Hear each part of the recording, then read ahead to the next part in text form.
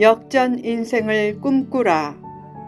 첫 번째, 이사야 43장 18절에서 20절 말씀.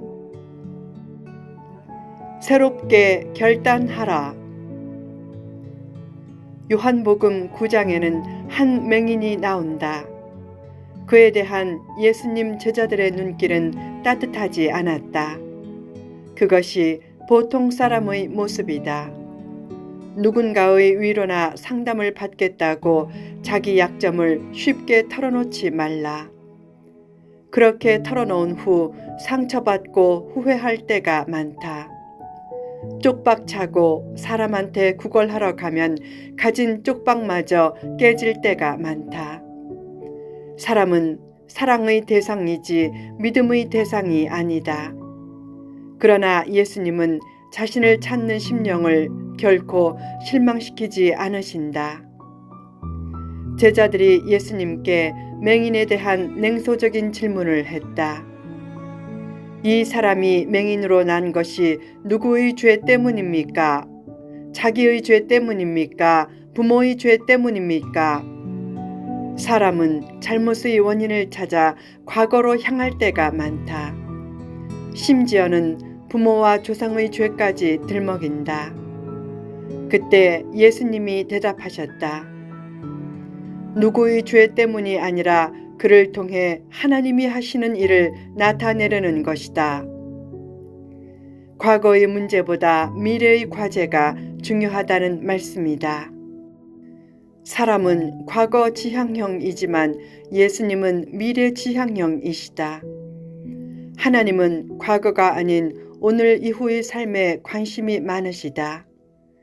가늠하다 현장에서 붙잡힌 여인을 사람들이 돌로 치려고 할 때 예수님은 그녀의 과거를 묻지 않으셨다. 과거에 집착하지 말라. 과거에 집착하면 하나님께서 새로운 멋진 일을 행하지 않으신다. 하나님은 새 일을 행하시겠다고 했다. 그때 전제 조건이 있다. 그것은 이전 일을 기억하지 않고 옛날 일을 생각하지 않는 것이다. 새로운 역사를 원하면 자신도 과거의 일을 털어버려야 한다. 광야에 길이 생기고 사막에 강이 생기는 기적은 저절로 되지 않는다. 거룩한 비전을 따라 새롭게 결단해야 한다. 앞으로 내 가정, 직장, 사업을 통해 하나님께 영광 돌리고 열심히 선교하며 살리라. 인생은 선택이고 결단이다. 결단을 잘 내리면 결단나지 않고 결단을 잘 내리지 않으면 결단난다. 언젠가 하나님이 쓰시겠지라고 생각하지 말라. 결단할 때는 내일이나 언젠가 하지 말고 지금 하라. 환경을 탓하지 말라. 진짜 탓해야 할 것은 결단이 없는 것이다. 인생의 역풍을 순풍으로 만드는 첫 걸음이 선한 결단을 하는 것이다. 밤에 비행기를 타고 하늘로 오르면 저 아래에 아름다운 불빛들이 보인다. 그 불빛들 속에 인생의 고통과 슬픔이 얼마나 많이 섞여 있겠는가.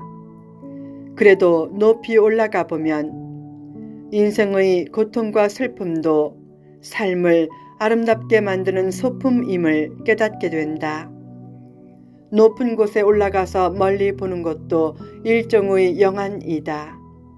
그런 영안이 있으면 세상이 다르게 보인다. 그때부터 금방 주변 세상이 달라지지는 않아도 점점 자기 인생은 달라진다. 전도하면 어떤 사람은 말한다. 나중에 형편이 풀리면 나갈게요. 나중에 형편이 저절로 잘 풀리면 오히려 교회에 못 나간다. 먼저 결단하고 교회에 나가야 형편이 잘 풀린다. 또한 어떤 사람은 말한다. 건강이 회복되면 하나님의 일을 할게요. 그러나 병약해도 먼저 결단하고 하나님의 일을 해야 건강도 주어진다. 세상이 변화되면 내가 변화되는 것이 아니라 먼저 내가 변화되어야 세상이 변화된다. 1970년대에 한 집사가 사업을 하다가 부도를 맞았다. 너무 힘들어서 죽고 싶었지만 죽기 전에 기도해보고 죽자고 결심하고 삼각산에 기도하러 갔다. 거기서 3일 동안 금식 기도를 하면서 큰 은혜를 받았다. 3일 만에 귀가하자 아내가 잔뜩 화난 상태였다. 그가 자초지종을 말한 후 아내의 손을 꼭 붙잡고 말했다. 여보, 믿음으로 다시 시작해 봅시다.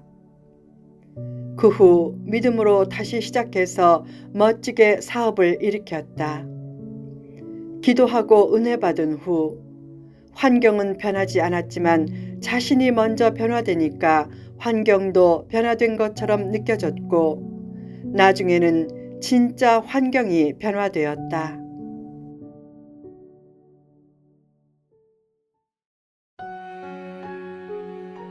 역전 인생을 만드는 길. 환경이 변화되기를 바라기 전에 자신이 먼저 변화되면 어떤 환경도 극복하고 멋진 역전 인생을 만들어낼 수 있다. 역전 인생을 만들려면 어떻게 해야 하는가? 1. 정체성을 분명히 하라. 2008년 초 필자가 섬기는 교회가 인테리어 공사 직후에 큰 어려움을 겪었다. 전해에 때로 몰려와 등록한 사람들이 다시 때로 나갈 때 기존의 착한 교인들까지 휩쓸려 나가면서 출석 교인과 재정이 3분의 1로 줄었다.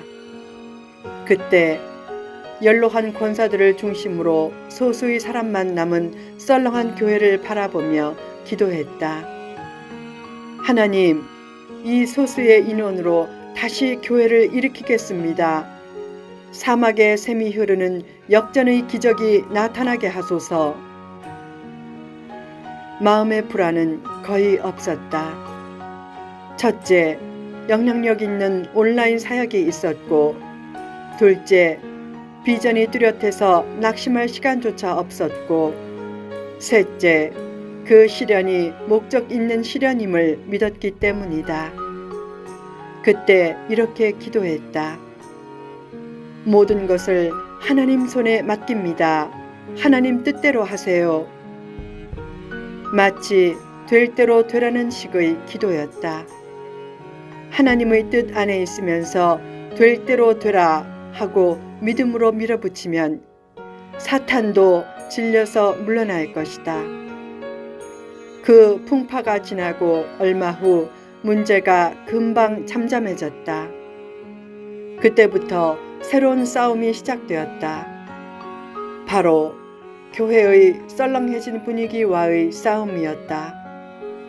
그 썰렁해진 분위기에 실망해 사람들이 순차적으로 계속 빠져나갔다. 그러나 그런 상황도 하나님의 뜻으로 여기고 낙심하지 않은 채 내일의 찬란한 꿈과 비전을 포기하지 않았다. 그런 마이너스 상황이 극적으로 반전된 때가 있었다. 당시에 한 성도가 지방으로 이사를 가야 할 형편이었는데 이사를 가지 않겠다고 결정한 것이다. 그가 썰렁해지고 약해진 교회를 떠나지 않기 위해 그렇게 결정한 것이다. 그 얘기를 듣는 순간 목회자적인 직감으로 이런 생각이 들었다. 이제부터 다시 일어설 수 있겠구나. 그런 반전의 기운을 느끼면서 한 가지 결심을 했다. 정체성을 분명히 하자는 결심이었다.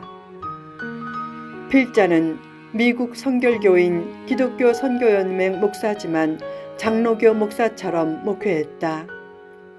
필자의 신학사상과 목회 철학이 장로교의 흐름과 유사하기 때문이기도 하지만 더 큰 이유는 한국 성도들이 CNMA를 잘 몰라서 이상한 단체로 오해받기 싫었기 때문이다.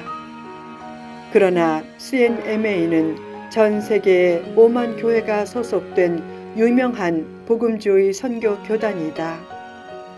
장로교는 한국과 스코틀랜드 두 나라에서만 가장 큰 교단이지만 CNMA는 필리핀, 베트남, 인도네시아, 캐나다 등의 여러 나라에서는 가장 큰 교단이다. 그런 세계적인 교단을 감출 이유가 없었다.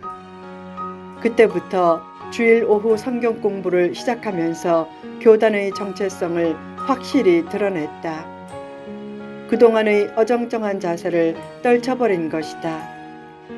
그때부터 교회의 비전에 동참하는 성도들이 하나둘 늘어났다. 주일 오전 예배 때 하나님께 집중한 성도들 중에서 주일 오후 성경 공부를 통해 교회와 목회자의 비전에도 집중해주는 정체성이 뚜렷한 성도들이 생겨난 것이다. 그들이 앞으로 어떤 강력한 이단이 때로 들어와 교회를 흔들어도 흔들리지 않을 성도들로 점차 자리 잡았다. 왜 시련이 생기는가? 시련은 우유부단을 버리라는 중요한 신호다. 우유부단은 축복된 길을 막는 대적이다. 또한 죄가 아닌 것 같은 죄다. 자신의 가능성을 크게 사장시키기 때문이다. 시련 중에도 정체성을 확립하지 않으면 시련은 계속된다. 정체성이 없는 매력 없는 인생에게는 복과 성공도 찾아오지 않는다. 역전 인생을 원하면 내가 누구인가, 왜 여기에 있는가에 대한 뚜렷한 정체성이 있어야 한다. 후편에 계속됩니다.